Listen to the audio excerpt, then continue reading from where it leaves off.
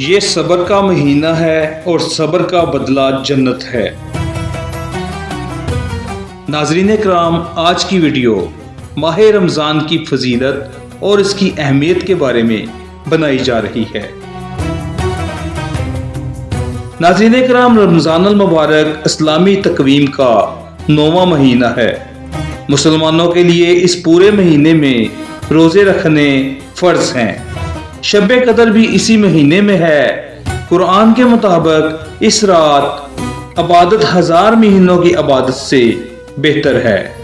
इस महीने की अहम तरीन इबादत में रोज़ा रखना, कुरान मजीद की तिलावत, आखिरी अशरे की ताक रातों में शब बेदारी करना, दुआ इस्तग़फ़ार, मोमिनीन को अफ्तारी देना और फ़कीरों और हाजतमंदों की मदद करना शामिल है।